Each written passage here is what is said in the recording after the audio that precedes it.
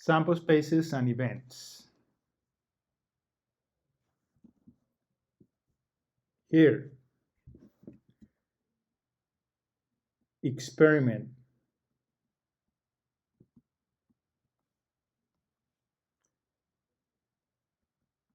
Any process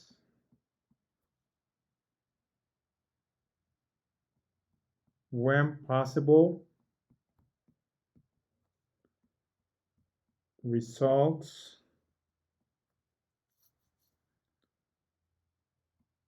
or outcomes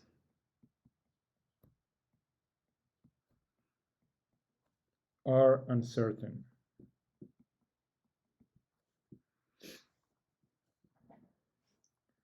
So we're going to understand by an experiment that when the outcomes or results are uncertain. Sample space.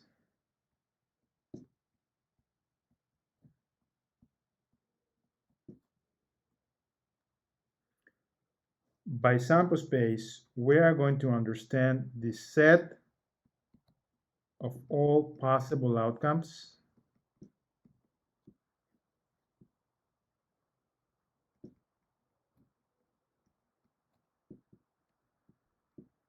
related to a given experiment.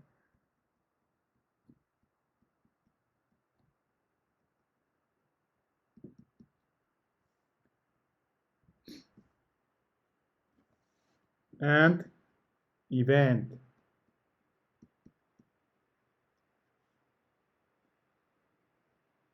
An event is going to be any subset of the sample space.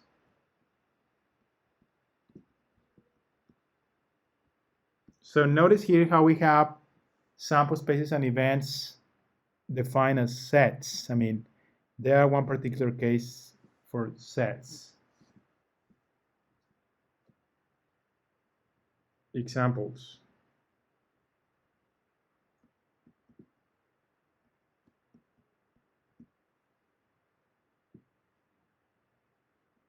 Experiment.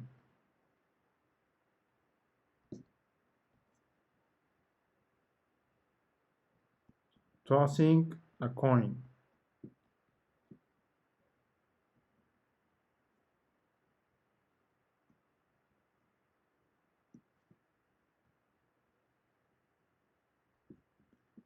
What is the sample space?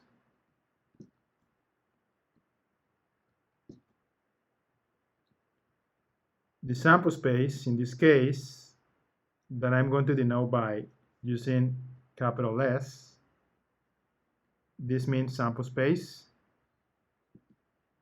has only two outcomes, right? Head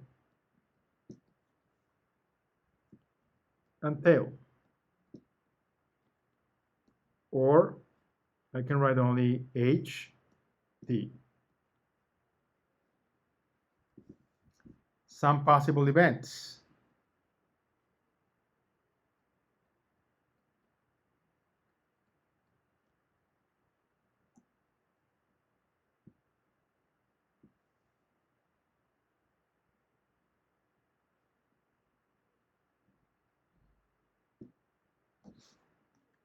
Some possible events.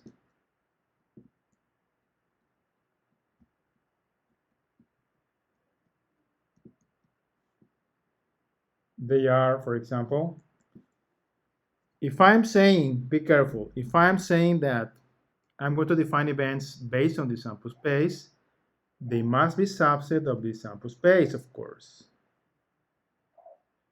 For example, one can be the one with only tail. B could be one event with only H. I can define C with the elements HT, or what is the same, the H. The order of the order in which you write the elements, it doesn't matter when you're talking about sets. Okay, so HT is the same as TH, or yes, this is the same sample space. The sample space is a subset of itself, of course. Or I can see You set the empty set, you see? So I have 4 subsets. Remember, this means the empty set.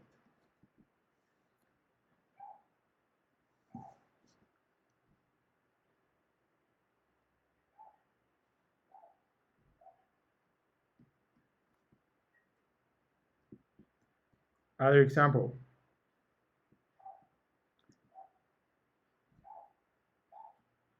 Experiment.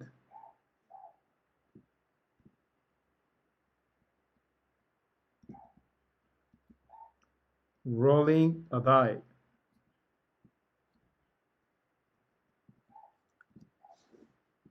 What is the sample space?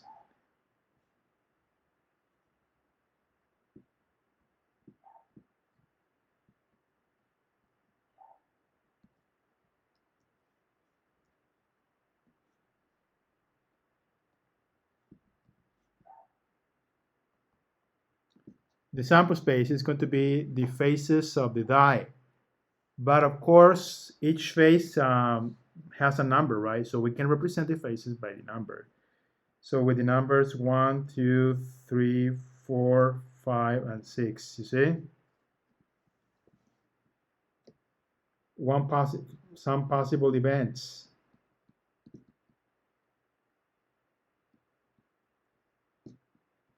For example, I can define the event even numbers. And this has the elements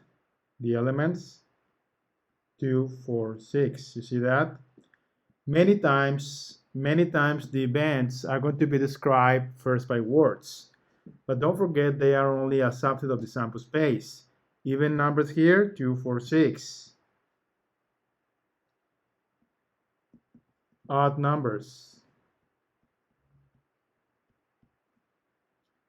Odd numbers,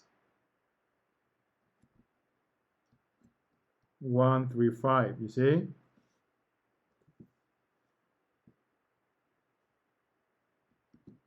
Numbers greater than 4. They are only 5 and 6. You see?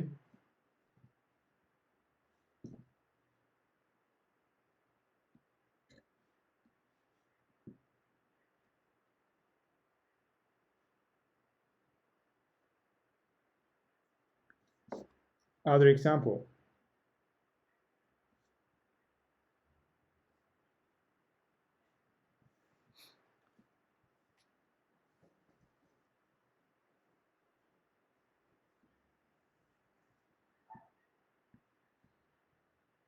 Experiment.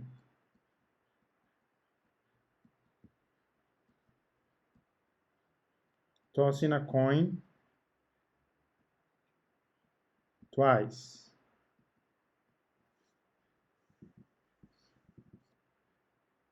The sample space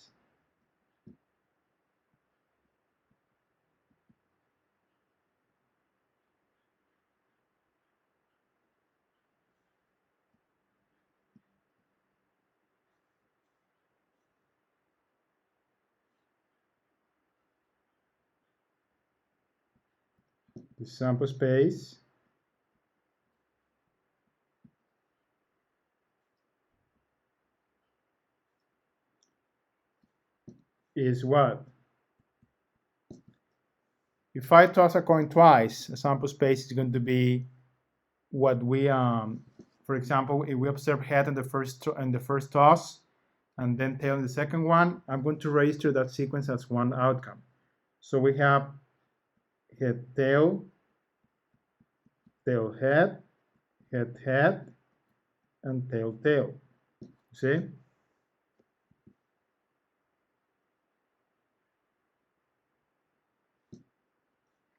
Some events. Some events, for example, can be observe at least one head. in this case, I have to take into account the elements of the sample space where I observe only one head. Oh, well, it says at least one head. Then it's going to be one head or more heads. This one has one head, tail. This one has one head, tail, head, and this one has two heads. I included because it says at least two heads. Head, head. You see, this event has three elements.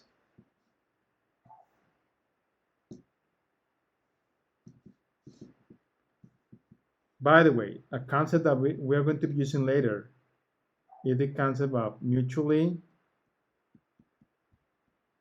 exclusive events. This is when the intersection of the two events is the empty set. If this happens, we can interpret this as A and B are mutually exclusive.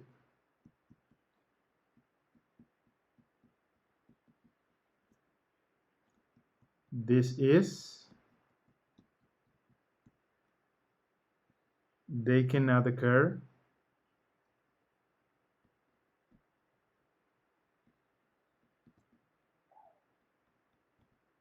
simultaneously.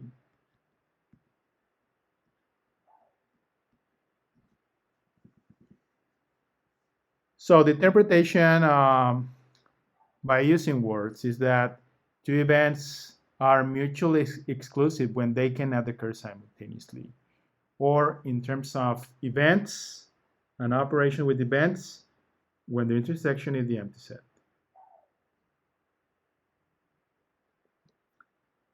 This is one example from WebWork. I couldn't be able to find many exercises on WebWork about sample spaces only. There are many exercises, but they include probability, but we haven't talked about that yet. So if you see only not many exercises in the assignment for sample spaces, that is the reason. Oh, well, I think later we will can improve that with when we see probability and sample spaces. So, but by now, let's do this example. It says one die is rolled.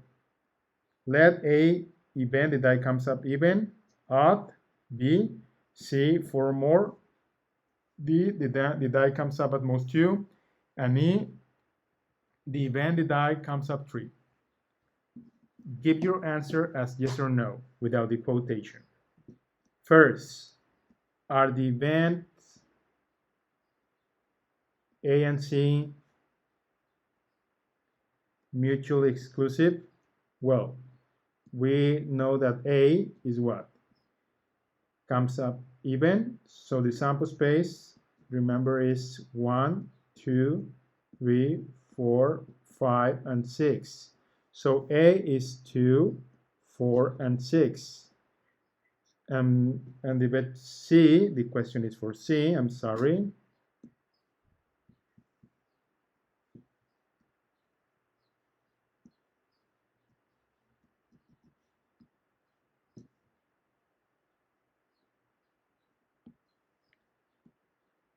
The question is for C. C is 4 more. This means 4, 5, and 6. You have to pay attention to the intersection. The intersection of A and C, in this case, is 6. You see that? Oh, actually 6 and 4. So 4 and 6. So no, they are not mutually exclusive. Not mutually exclusive.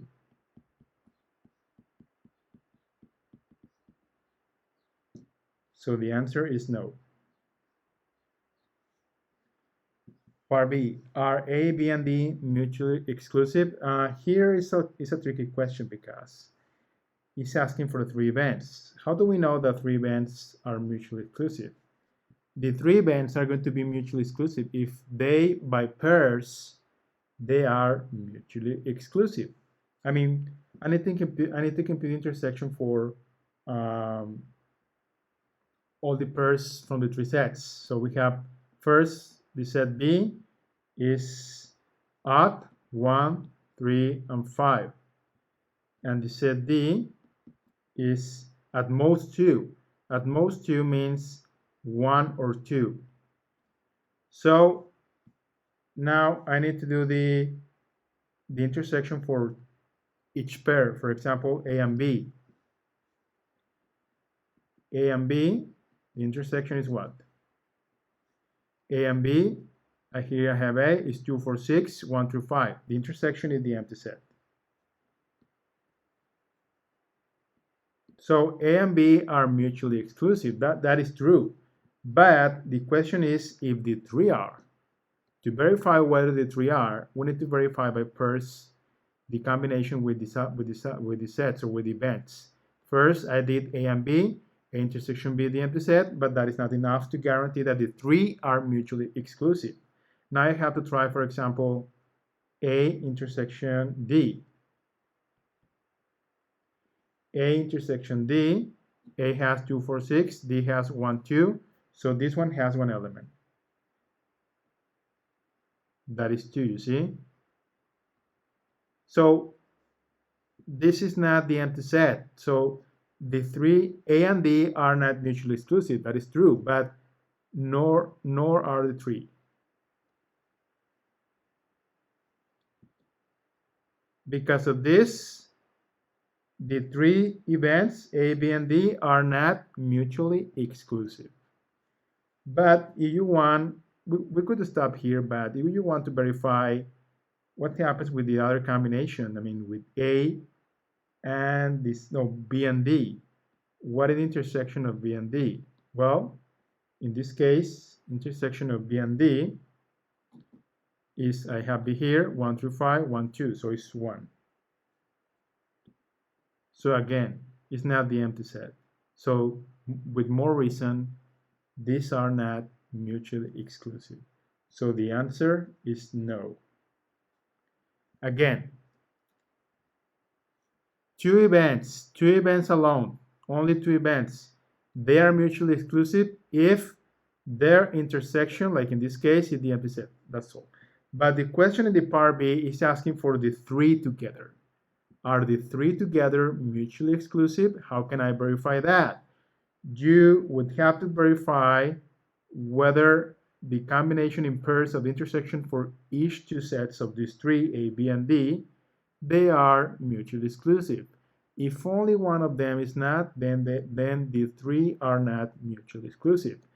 A and B, one possible combination is the empty set, so they are, A and B are mutually exclusive, but not the three. This is not enough to say that the three are. Notice other combination, A intersection D, this is not the empty set, so only because of this we could say that the three are not mutually exclusive. The three, not mutually exclusive.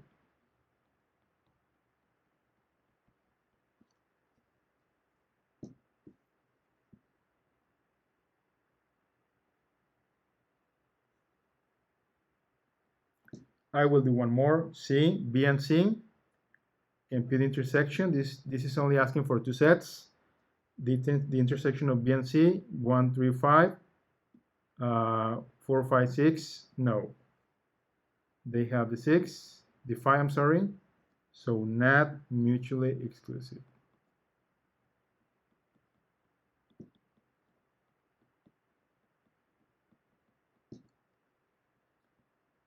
So I'm going to stop here. Notice note the question in the part D. Are there any four mutually exclusive events among A, B, C, D, and E? So you will have to verify this by pairs. And then are events C, D, and E mutually exclusive? What do you think? Repeat the process as I did it for the part B. Anyway, this question is on your web board. It's going to be modified maybe a little, maybe it's going to be the same, but you have the answers here, right? Just be sure that you know why those answers are correct. All right. See you in the next video.